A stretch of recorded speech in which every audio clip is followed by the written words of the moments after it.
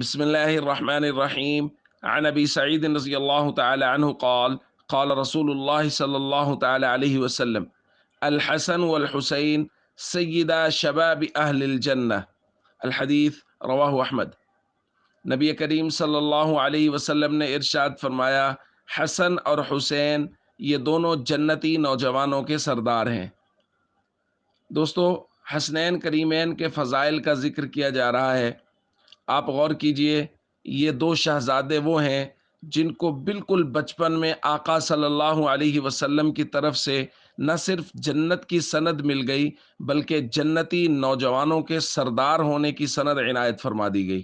لیکن اس کے باوجود آپ حسنین کریمین کی زندگیوں کو پڑھتے جائیے، فرائض ارکان اسلام، نوافل سنن و مستحبات، اخلاقیات، صدقات واجبہ نافلہ، ان کی زندگی بھرپور تھی اسلامی تمام تر اقدار کے ساتھ۔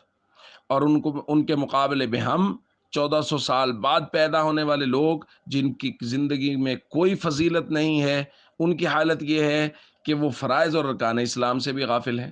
یعنی ہماری زندگیوں میں فرائض، آپ غور کیجئے نا، میرا معاشرہ، میں اور میرے معاشرے کے لوگ، میرے ارد گرد کے لوگ، ہم کتنے لوگ نماز پڑھتے ہیں، کتنے فیصد لوگ ہیں میرے معاشرے کے جو پابندی کے ساتھ مسجد میں جا کے نماز پڑھتے ہیں، اور نماز وہ ہے جس کا سب سے پہلے حساب ہوگا۔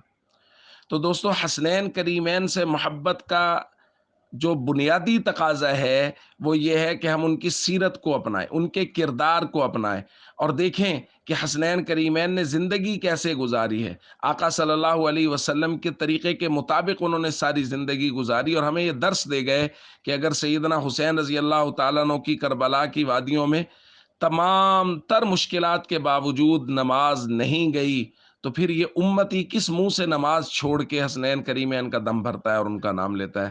اس لیے ہمیں ان کی سیرت اور کردار کو اپنانا چاہیے۔ السلام علیکم ورحمۃ اللہ وبرکاتہ۔